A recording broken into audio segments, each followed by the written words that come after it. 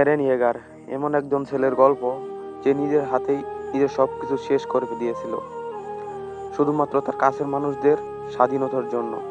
ছোটবেলায় থেকেই সে স্বপ্ন দেখত এমন একটা পৃথিবী যেখানে মানুষ বন্দি থাকবে না, যেখানে সবাই ভয় ছাড়া বাঁচতে পারবে। কিন্তু সেই স্বপ্নের দাম দিতে হয়েছিল অনেক বড়। যখন সে বুঝতে পারল স্বাধীনতা পেতে হলে অনেক কিছু হারাতে হয়, সে তখন নিজেকে বদলে ফেলল। একটা ছেলের ভাগ্য বানিয়ে ফেলল তাকে দানব। সবাই তাকে ঘৃণা করছিল, কেউ বুঝতে পারেনি সে আসলে কি করছে। সে যা করেছিল সবই তার প্রিয় মানুষদের রক্ষা করার জন্য। সে চেয়েছিল তার বন্ধুরা বাঁচুক, জনগণ মুক্ত থাকুক। যদিও সে মুক্তি পেতে হলে তাকে নিজেকেই ধ্বংস করতে হয়েছে।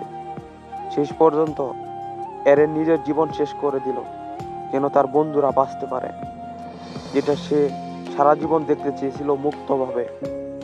হয়তো পৃথিবী তাকে দানব বলবে, কিন্তু সত্যি একটাই, সে নিজের জীবনটা দিয়ে অন্যদের স্বাধীনতা কিনে দিয়েছে।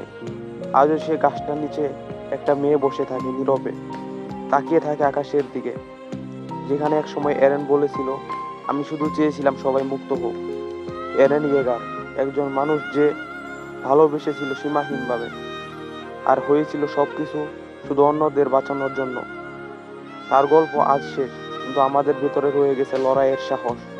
যতদিন কেউ স্বাধীনতার স্বপ্ন দেখবে, ততদিন এরেন ইয়েগার মুছে যাবে না। যদি এই গল্পটা তোমার মন ছুঁয়ে যায়, তাহলে একটা সাবস্ক্রাইব করে দাও, কারণ এখানে আমরা বলি সেই সব গল্প যেগুলো শুধু দেখা নয়, অনুভব করার মতো। তো বন্ধুরা, সবাই ভালো থেকো, সুস্থ থেকো। আজকের ভিডিও এই পর্যন্ত, দেখা হবে অন্য কোনো নতুন ভিডিওতে। আল্লাহ হাফেজ।